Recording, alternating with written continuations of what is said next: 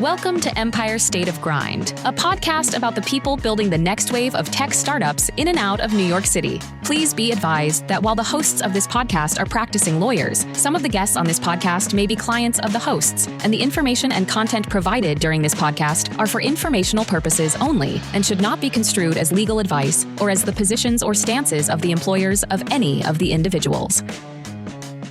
Welcome to Empire State of Grind, a podcast where we get to know the people building the next wave of tech startups in and out of New York City. I am your host, Aaron Fisher, and I'm joined by special guest host, Kieran Bath. On today's episode, we visit with Albert Wang, the co-founder of Bearworks and formerly of Datadog and Yahoo. We'll hear about Albert's journey in tech, including his thoughts on AI and what it's like building a business and a family in the city that never sleeps. Albert, welcome. Welcome. Thank you so much. It's great to be here. What we typically want to do here is get an idea of, who you are and what you're working on, how you got there, and then we're going to kind of open it up to just things on your mind, our mind in this space. So if you don't mind, tell us a little about Bearworks, what you guys do, and kind of the stage of the company so the audience has an idea of as a startup where you're at. Cool. So we are a pre-seed seed stage startup based in New York City. I've been doing this startup for about 2.5 years now. We ended up fundraising about 14 months ago. We've got around 10 employees, 15 if you include contractors worldwide. We're headquartered in New York City. My co-founder and I are both here. But we've got a kind of a hybrid team based across North America and the rest of the world. We are a sales productivity startup that enables customers to get more quality top-of-funnel leads through AI, data, and automation. Okay, and it's a SaaS product, right? Correct. Fully SaaS. Okay, cool. Nice. So, 2.5 years, Albert, talk to us about what your day-to-day as a co-founder and a CTO looks like. CEO, sorry, I should say. Yeah, so it's a good question. Lot of running around, kind of figuring out what's going to move the needle. So right now, our company's mostly engineering. And so I kind of lead GTM. So talking with, doing cold calls myself, making sure our customers are happy, working with marketing. We've got a marketing agency, number of great contractors helping us out. So I think, I'm still figuring out myself, but it's kind of jumping between the macro and the micro, sometimes putting out fires, sometimes doing kind of capital investments, kind of sometimes just making sure the trains run on time. It's interesting, trying to generate sales leads for a product that's about generating sales leads. Right. It's very meta. Yes, it's very apropos. We're aware. It's a ton of fun, honestly. I come from a product engineering background. I've actually led a sales team before many years ago, but it's hey, there's nothing like doing your first cold call, getting rejected your first time. I think it's helpful. You want to know what your client is going through. So I think it's helpful to have at least had a role like that in the past. Yeah. I think one of the reasons I'm, particularly grateful and having a ton of fun on this journey is the fact that you're meeting such interesting folks. And so I, coming from product, had a chance to work with engineering, but also marketing and design and sales and all this kind of stuff, but really going deep and notice you didn't say legal. I guess you didn't have a good experience. Present company included. I think we wouldn't be sharing an office if not. We can enjoy it, but I know, I'm joking. It's just at the end of the day, what is business? It's working with people, solving problems. For sure. I think that's been a ton of fun getting to know interesting characters. So again, kind of for the audience sake, who is your customer? Not necessarily who are your customers today, but who are you selling to, or who are you building the product for? Yeah, so we sell to sales leaders, primarily SDRs, so sales development reps, either directors, managers, VPs of sales, and sometimes founders. So customer base ranges we've got a few kind of late stage growth startups, Series F, Series G partners. So they've got properly developed teams. Right. We've got early stage, we're a startup, so we partner with folks. You get to work with founders, heads of growth.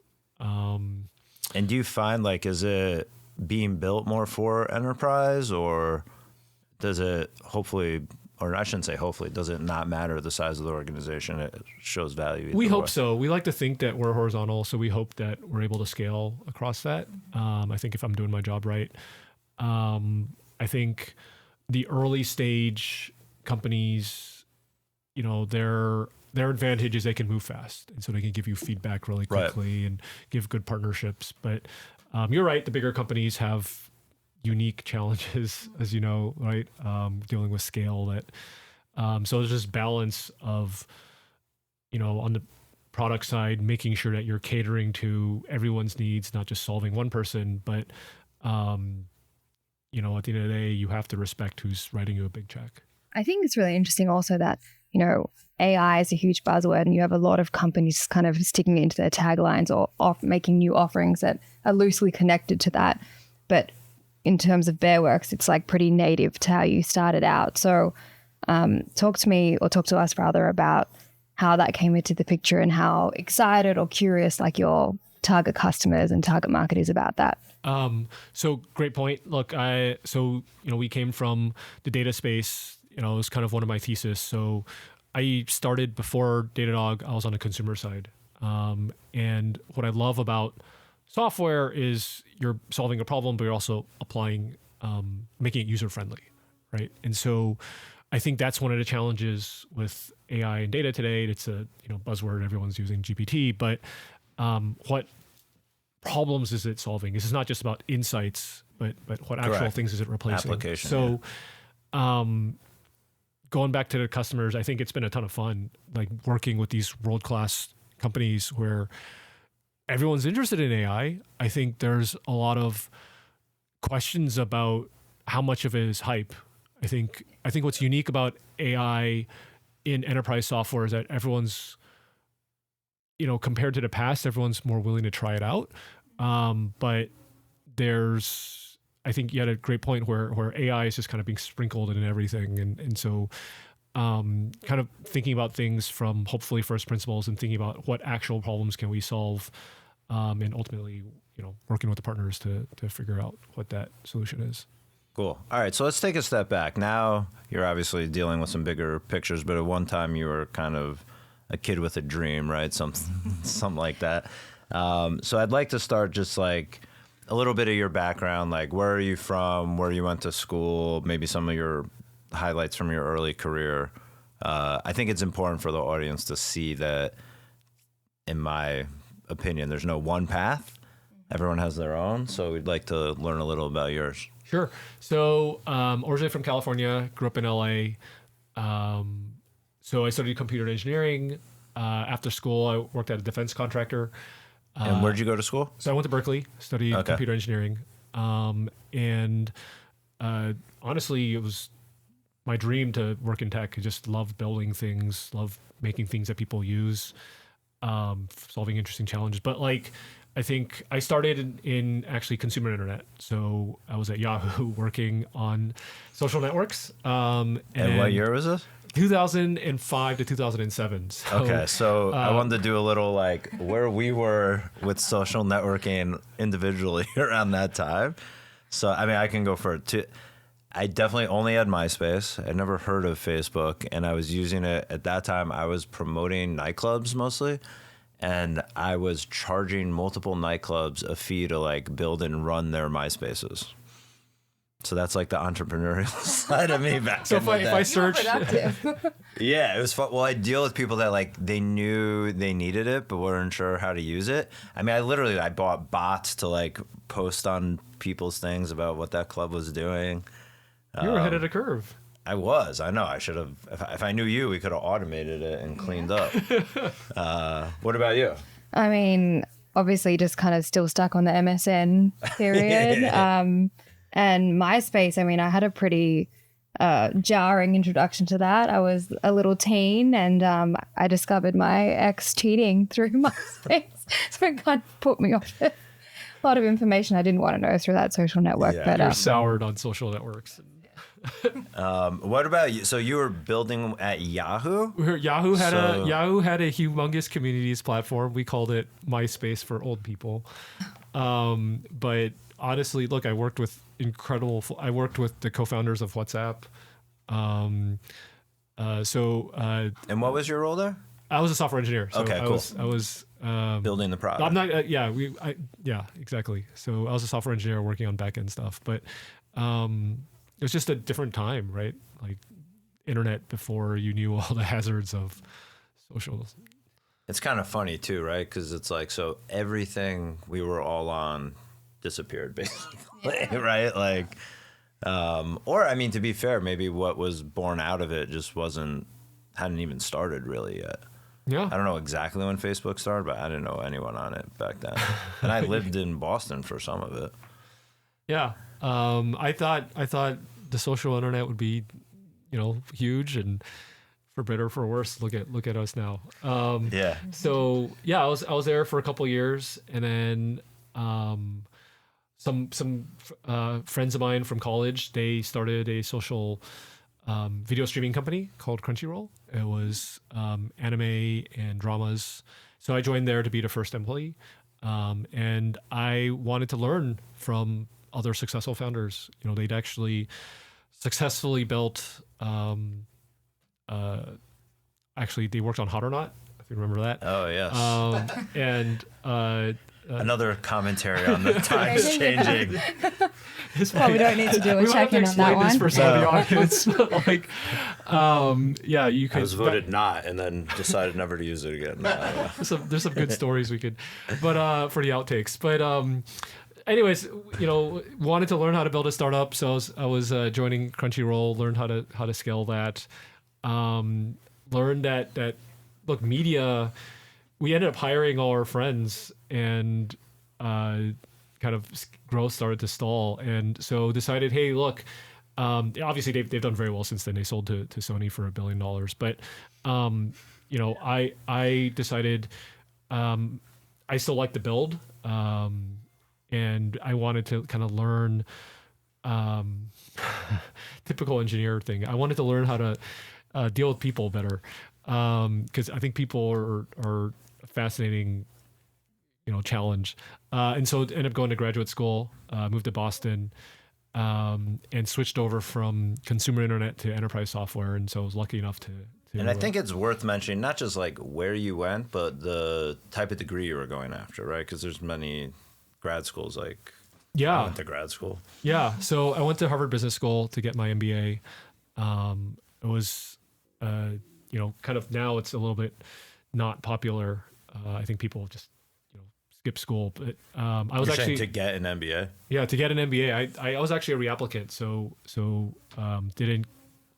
wasn't lucky enough the first time. Had to think pretty hard about, is it worth this tuition and taking a step back? And so I decided, going to my point about people, our careers are long, and I think people are the interesting part. It's this accretive aspect of learning to work through people, organizations, scaling cultures.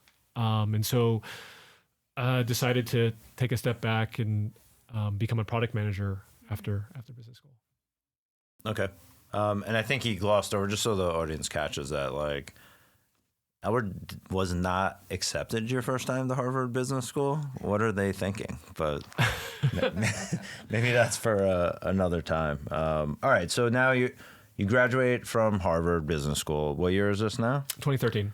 Okay. And now this is the first time, like right after you come to New York, right? And I think a key part too in business school, not only did you get an education, but you met your wife there, right? Yep. So my wife is in finance. We decided that. So he did get good with people skills. He met a woman.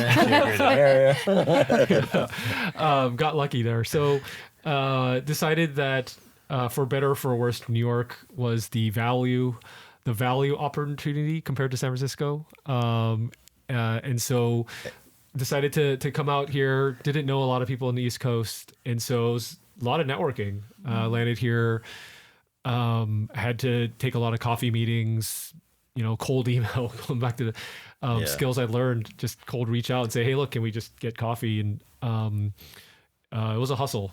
I noticed, and I'd like to get your point of view on this too, is like another check-in. So like the last one we did was 04, 05, which is almost 10 years later, right? So like 2 points here. One is you graduated from Harvard Business School and were having trouble finding a job.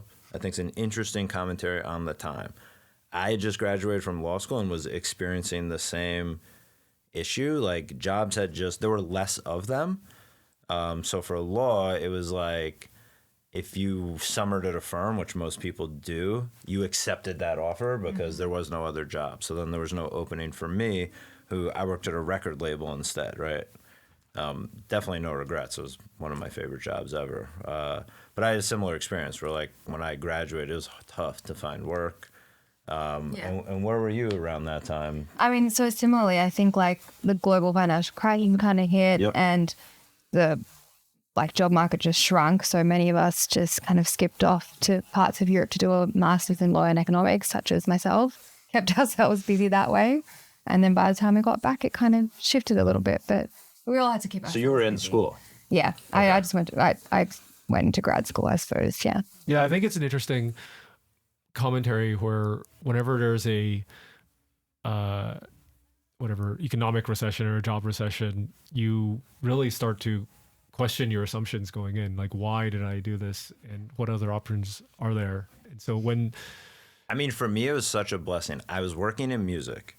I 100% wanted to stay there. I don't know that in a better economy, there would have been more opportunity in that field, but because I could not just get a job in music, I got a job in tech, thinking I would get back into music a few years later or whatever. So a lot of these things are always like a blessing in disguise. Why was tech? Why did you think like tech? It was like super naive. It was just the area of law was similar as transactional IP. So in music, you are, at least the departments I were in, you're selling an IP product, which is like the sound recording or dealing with the artist to have those rights. And software is similar, right? Even though it's code, it's a copyright aspect of law, and then you are allowing someone to use it. Got it. Yeah. I was very naive. It's like in reality, they have very different business models. So when I studied in college, I actually studied computer engineering. So I could have been a hardware engineer or a software engineer. And like looking back on your career, there's all these maybe random or magical things where I wanted to be a hardware. I loved making computer processors and all this kind of stuff. And I didn't get the job. But it was only like 3 years out. Then I realized like the pay in software is like 3 times higher, and your job work-life balance is actually much, much better.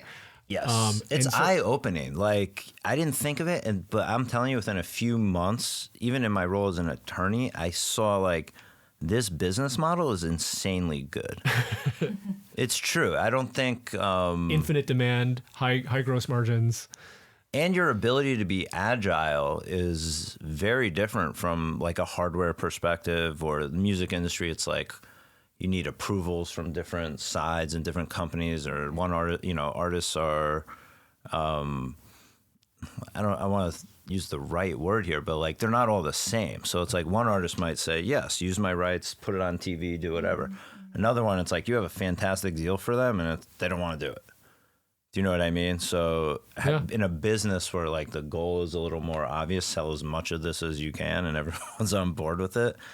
So that's like, for me, that's what turned me on to software, was like in a SaaS model, this business, if you have a good product, is something you can get behind, not worry about like the purchaser. Distribution.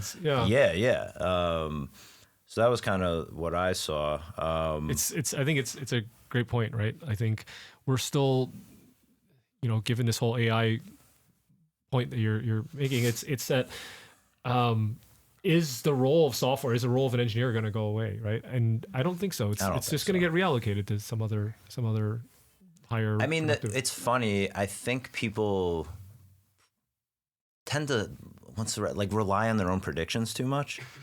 Do you know what I mean? Yeah. Like, yeah, of course it's possible that could happen, but what you see today actually is you still have to convince people AI is offering something valuable and not going to screw up what they already have that's valuable, right? At least that's what I'm seeing with like my clients. It's nowhere near like it's replacing a human's job, especially if someone with a graduate degree or whatever. And if anything, it requires so many of us to kind of start using it so we figure out how to correctly utilize it, refine it, make it safe, make it efficient. Like I think there's just a whole workforce within that, or just upskilling that you kind of need to turn to. You can be honest with us, right? Like that's not the easiest part of the product you're building. It's not like, well, the AI part's figured out. You just throw it in there, right? Like that's probably the most difficult part. No, I think it's a great point. Like in my space, pun not intended, but like Tom, don't sue us. The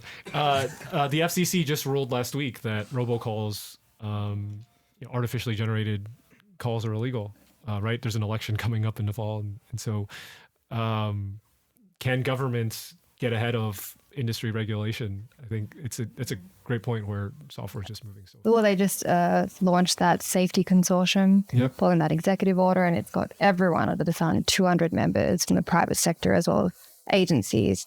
And their broad mandate is to pretty much implement the executive order around like all the safety ethical concerns. But how they're going to do it, who's going to lead it, still no idea. But there's a lot of like dedication to that. It's also interesting. I mean, I don't want to spend too much time on this right now, but we're not even agreed on like what the goal is. I think that is like the interesting part. Sam Altman's agreed to build what $67 trillion economy. No, what I mean is like, is it more important to protect consumers or is innovation more important? You know what I mean? Like, obviously those two, the government and the builders are on two different sides a bit, and I think sometimes there's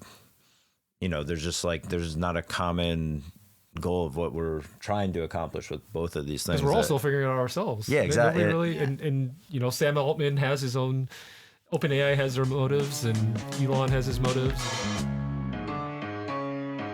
Okay, we're going to take a short break to hear from one of our sponsors, but when we get back, we'll learn about Albert's first experiences in New York and how we met. This episode is brought to you by NextGen Law. NextGen Law supports today's modern tech companies, bringing expertise in drafting and negotiating customer contracts and scaling of go-to-market legal functions.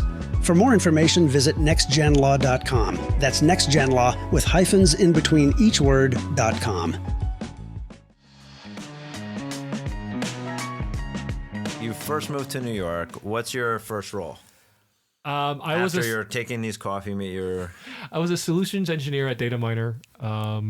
So my nominal task was to enable customers and meet with them and kind of bridge that. And the name is on a tin. The company Dataminer did data mining. We had a Twitter fire hose. And so I ended up working with some of our software engineers to help them build kind of AI models and classifiers. Cool. So. And from Dataminer, that's when you went to Datadog? No. So I ended up leaving for my own startup. It's called Persist. It's a virtual assistant. So co-founded that with a classmate of mine for about a year and a half. We were a bootstrapped business, so I am 100% owner of a very, very small business. And then that still operates. It still operates kind of on the side. It's a very tiny business, but after about a year and a half, my wife was like, "You got to get a job." So was lucky enough to end up at Datadog at that point. Okay, and why Datadog? How'd you find it? So it's going back to coincidence. So I ended up finding Marissa through a recruiting. Marissa, by the way, was the head of recruiting at the time. Correct. Maybe the only recruiter, probably. She's one of many talented recruiters. So I actually applied through a recruiting service. So they connected me, and I still remember we did a bunch of rounds, and every single round, the interview question was, "How have you heard of Datadog?" But I was like, "Why do you keep asking me this?" I was like, "Yeah, I had a good answer." But the other thing was actually an investor friend of mine was like, he recommended that I work at Datadog. And so was super lucky, to have landed that gig. Agreed. And then, full disclosure, that's where we all met. So what year did you join? 2015. So I joined November, December of 2015. Because of that startup experience in the past, they asked me to launch new products. So I ended up launching APM, which is our first, second new product, and then kind of started that, handed over to Brad, Yep. And then kept launching other new products. So kind of this life going full cycle. And was that product management at that point? Or okay, you were on that side Yep. too. So I started as a product manager, was there for about 5 years, left as a director of product post IPO. Cool. And for reference, I joined about a year after you. I remember our first meeting about APM was like the laws on personal information change, and I realized, Fun. oh, this new was product fun. has a lot more implication. No, it was cool. I mean, to be honest, for me, I think for everybody there, but for me, a big learning curve on a lot of this, because I'd only been in, quote unquote tech for a few years and never behind products that were doing something so technically difficult for me to understand. Mm-hmm. So what I always found really cool, and I think how we, formed a relationship, was I credit a lot of like the product managers and engineers on educating me on what it is we're doing so that I can help like either sell it or protect it responsibly. Because none of it's like, you don't learn it in law school what an application is. What a trace. And yeah, I think. Yeah, what a trace. Yes, exactly. Definitely grateful that we had such a great experience meeting other people we still stay in touch with. For sure. I mean, that's maybe one of the cooler parts about it is the relationships. Like you're saying, man, I mean, it's funny because when you look back on it now that you were so correct that who you meet along this journey is equally as important as kind of what your education is, or it's probably even more important in my opinion.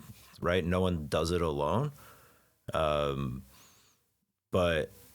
I find it interesting that like you knew that when you were younger. For me, it's only been in hindsight that I've noticed how important and lucky I was to meet these people at that time or whatever. I mean, what is the definition of an entrepreneur? It's basically somebody who's creating somebody with your fixed resources and finite. So right. I'm super grateful for all these great people I've worked with, or sure. alumni who are, able to give help when they didn't need to. So, like I said, there's a quote, since we're in New York, it's a finance quote. So would you rather be lucky or would you rather be good? Mm-hmm. And I would say I've been incredibly lucky. Yeah, actually, this is one of the questions we wanted to ask kind of all the guests. So we'll kind of segue in is I find this interesting is like, what role do you think luck plays in, I tend to use the word success, but whatever that means to you. But like you said, you'd rather be lucky, but clearly it plays a role. Like, how do you feel it plays versus like your hard work or going to HBS or whatever? I mean, obviously there's work involved. It's not like you can just show up and, I'm not coming from that background, but I do think you have to be prepared. Yeah. And so all that work that you're doing, researching, investing in your network, it helps so that when you see an opportunity, I think that's going back to your question about CEO. That's what's hardest. You're always wondering about, effectively, I'm a capital allocator. Mm-hmm. I'm trying to figure out, do I allocate literally dollars or literally my time or my team's time? And it's rarely a 1 or 0 binary option. It's often like, how much do I invest? Right. And do you see something that's so intriguing that you're going to lever up and ask for more resources, just burn the bridges? So, and yet it's still a zero-sum game, right? Because if you're doing one thing with finite resources, it necessarily means you're not doing something else, right? With time, I'm I've got fortunate enough to have money is the same way. I mean, money is, there's capital, so there's more of that, but time we're fixed. So, I think I'm learning that myself every day. It's, you have to learn to delegate, work with a team. But there's challenges when you work with a larger team. There's, you're going to work with What do you people, find, so. like, I guess it's not like you didn't have a team. I mean, even when I met you, you had a team under you. So what's the difference as the CEO versus like you were a director of product management as far as managing the team goes? I think it depends on everybody's background. So my background is product and engineering. So that side of the business, I'm pretty strong at, but what I'm weak at or less experienced with is the sales and marketing side, right? And so thinking through how to, or there are probably other blind spots that I'm weak at, right? And so that's what you're always thinking about in the back of your head. Like, what are you just completely missing out? And did you feel when you were at a larger company that it wasn't a concern, or there were just other people with defined roles that kind of filled those gaps? I think it's something I'm still figuring out, where at big companies, as we know, the bigger the company gets, you get more specialized, and how the company works then becomes a product of its culture. And since I'm at an early stage, I don't know if you know this, there's actually, there's CEO coaches, but there's also culture coaches, right? Sure. Like, what kind of company would you want to build, and how do you want that to happen? And so, what are the determinants of culture that are true to you, but also align with your business? Yeah, that actually kind of connects to another question I was thinking about, which is like we've talked about the role of luck in success, but like how do you, Albert, as an individual, and maybe as a CEO as well, like measure success? So for me personally, why am I doing this? Why am I undertaking this journey? I'm trying to, one, build something that I'm proud of, build hopefully a business that impacts people's lives in a better way. But I mean, selfishly, it's kind of a grand adventure. You really don't know yourself until you're pushed for whatever dimension. And so, this is tested, right? You're tested, and it's like, well, you'll figure it out the right, so I think I have a big theory on that. I want to hear this theory because it's an interesting. How do you define success? There's financial, definitely there's subjective. family, Subjective, yeah. So what's hard is you can't A/B test this, and we won't know until we're on our deathbed or at the death. So you can't. We're not, And then do you know? Like that asshole, whatever. So Just says failure on. No, I'm kidding. So I don't know. Yeah, well, the I guess what I was alluding to is the testing part. I find is a really interesting aspect of almost luck plays into it. A big part is my theory is you can't be that good at something unless you've done it at the highest level. But to be able to do it at the highest level, you typically need luck to be somewhere that allows it to that opportunity to even happen, right? So the example I always like to use is like kicking a field goal or whatever, right? It's one thing to do it like your high school field when no one's watching. To do it in the NFL or in college with 50,000 people screaming at you under lights, you can't know if you can do it until you try. And you can't try until it's important.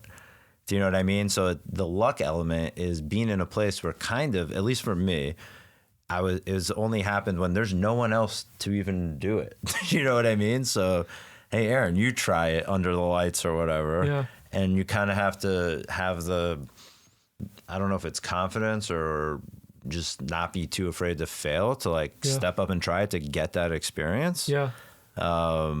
I like that. I'd actually even redefine it further, where you're saying, hey, look, if I'm a Pro Bowl, Super Bowl player, that's society's nerdy, NFL's definition of what a world's best football player is. But you can change it and be like, hey, look, I'm a high school coach, or I'm the best at, I don't know, whatever. What's the latest NFL game? Madden or whatever, NFL Blitz. Sure.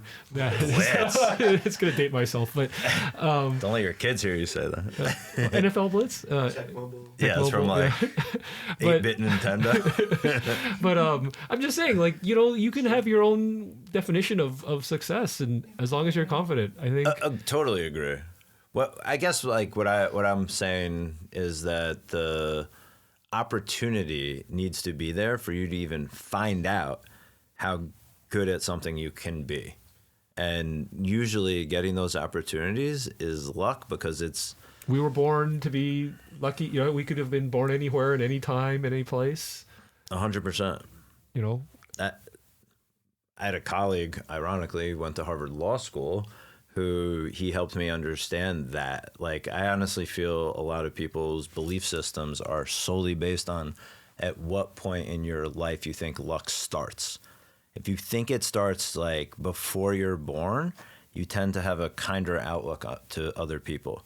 If you think it happens later in life, you tend to think like that person's lazy or whatever. But like me personally, I think the family you're born into is like probably the most important thing in anyone's life.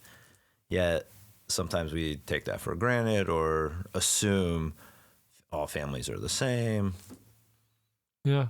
So, I mean, Albert, I know your wife wanted you to get a real job at one point, and now that you've got more than a real job, I suppose, it's probably another child in itself being the business. I mean, how do you manage all of that? How do you balance work life and home life? And is there a separation? Hopefully there is. I don't know if you can see all the white hairs on my... so my wife is also doing a startup. So we actually have 2 startups. There we go. So, So you have many children. We have many. There's a lot going on in the house. Oh gosh. How do we balance this? A lot of help, and we don't know. We honestly, it's. Do we have like tech-free hours? We tried. Maybe a better way to frame it is: do you have advice for people who maybe have a family and are looking to found the company, but are maybe worried about that what's leap, worked or what hasn't worked? We'd like a social support group. We're constantly trading tips with other startups and other parents, figuring out I think the thing I've learned is that, anybody with kids, it's a grind no matter what you do. So I'm learning a lot from people who have like 6 or more kids and asking how they balance this. Hopefully they're not in New York. That sounds. Some are in New York, so I'm gonna get them on my pod. So it's gonna be fun. Sounds like a reality show. It's insane. So dude, I don't know how you balance life. Well, talking about family, since we have a little time for a story, your parents were both engineers, right? Yes. And yeah. so, how did that? My mom was actually a music major. Oh, that's right. My mom was a music major. She studied piano from one of the top schools. She went to IU, Indiana, and she became a software engineer. My dad studied mechanic engineer, so he was basically studied fluid dynamics. So he ended up going to LA. So my whole family is out in California because tech is out there, but he ended up working for a number of defense companies, literally working on rockets because that's work on in LA. And then after that, he ended up going to healthcare to work on heart valves and IV catheters and all that. And do you think that played a role in you being interested in kind of what you said before, like building physical things? It was huge. huge. Build stuff together? Yeah, it was huge. I mean, yeah, obviously I still love working with my hands, but we're lucky enough to have a computer really like a 8086 and then a 486 and all this kind of stuff. So my dad had access to the internet because of his work at a defense contractor, and he had access to an early Silicon Graphics computer, which is the machine that rendered Jurassic Park and all that kind of stuff. So very cool. You're right. I think I don't know. It's. I mean, for me, like my dad was an engineer, but he also played guitar. So when I was growing up, he'd build like, radios for us to build together. I had no interest. He brought a guitar home from a garage sale, and that was it. I picked it up and like haven't put it down in 30 years. Yeah, I think you always wonder the nature versus nurture thing, right? Like, was it exposure or?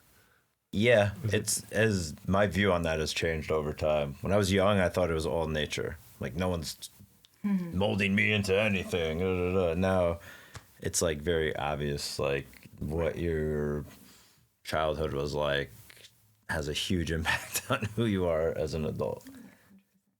My dad was actually supposed to be a doctor.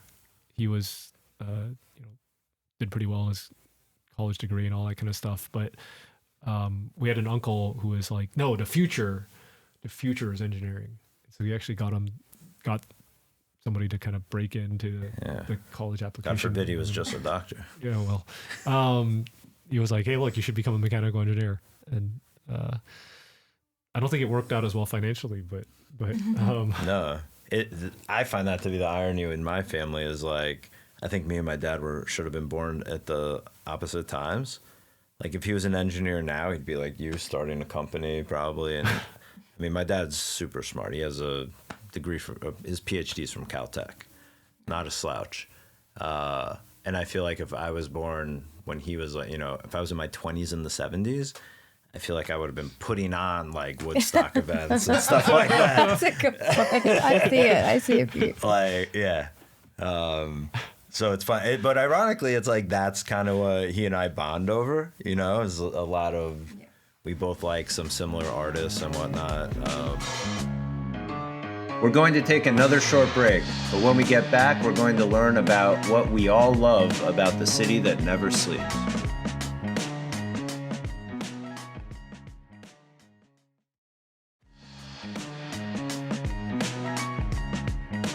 I guess to bring this all home, like there's no place like New York to test out your luck.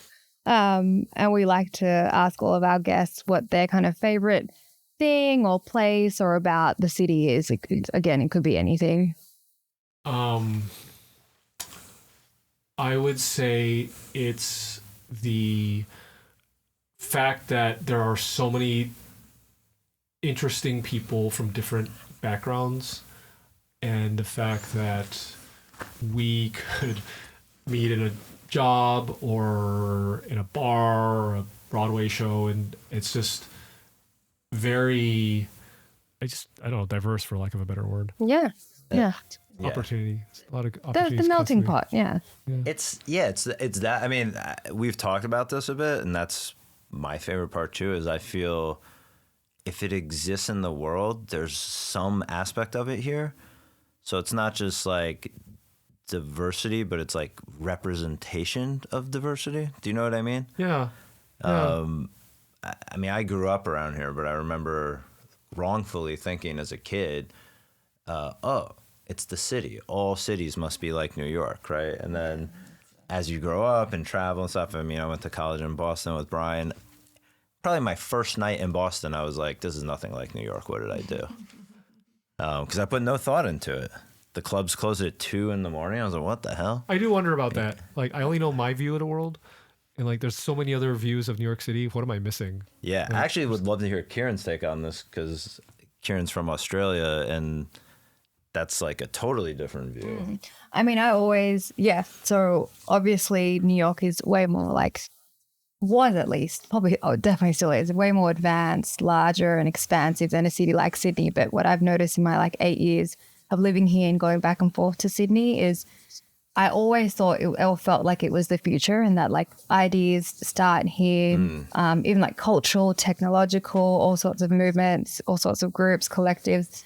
And that has been borne out so much because I will go back to Sydney, whether it's a restaurant, whether it's a bookstore, and something that started here, I heard that is like makes its way to Sydney, and the lead time in which that is happening is getting shorter and shorter because obviously globalization and social networking, but like it's still very much the future and the center stage. But I think that too has to do with kind of what I think you were saying. This is the people it attracts.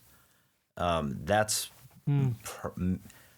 at least part of my favorite part is I think that's like, what's the biggest difference between working at a tech company in New York and somewhere else is that the people are not all from the same area or walk of life, yet they're all here for a similar reason, which is to take on like a very difficult task. Do you know what I mean? That's like, interesting. no one's coming to New York because it's the easy way out. Yeah. Do you know what I mean? So it does make us all homogenous. Is that we have to be focused and it attracts you're aware of your opportunity cost of Empire State of Grind. Yeah, I think it attracts like people who have the same outlook on where they want to go, but not where they have been. It's interesting. Do you know what I mean? Versus, I have a lot of family in like the Midwest, and I'd say Chicago's easily the city I've spent the second most time in. And there's just way more of a ratio of people from the area that live in that city. I do wish that's one thing I think would be nicer about New York, where you're aware of how expensive your rent is, you're aware about how competitive it is, and you're aware of the seasons. Where, you know, if there are some way to have like a chance to lower your opportunity costs. I don't know if it's like a shared house or like an incubator or something like that. I don't know. It's something I definitely miss. But I don't know if you noticed to your point about Australia. So we often in tech used to launch new products in Australia first. I don't know if they still do that. Yeah. So in the past, Australia was actually physically separated from the rest of the internet, and so we would launch new things first and try things out. Ultimate beta environment. Yeah, literally. And so there are products that launched, and because if it failed, like nobody else may not know about it. So it's a giant sandbox. Yeah. So actually, it would have been inverse. You would have been able to get things first. Oh, interesting. All right, cool. Well, again, thanks for being here. Best of luck, obviously, with Bearworks. And, you know, where can our listeners like find out more about either you or the company if they're interested? And is there anything you'd like them to know that, you know, are you hiring for a key role or something that... So check us out. We're at bearworks.com, BEAR, like the bear. You know, we're also trying to launch our own podcast too. So stay tuned there. If we have some listeners who'd be interested in partaking, always looking for more. And obviously, so we're, you know, if you're in sales or interested in data, let us know. We're up to some pretty cool things. All right, awesome. Well, thanks again. Thanks for tuning in to this episode of Empire State of Grind. As always, I'm your host, Aaron Fisher. I'm joined by my esteemed co-host, Kieran Bath, and special thanks to our producer, Brian Neiman. We'll be back with new episodes twice a month. Please like, subscribe, and leave us some comments. And as we say in New York, we out.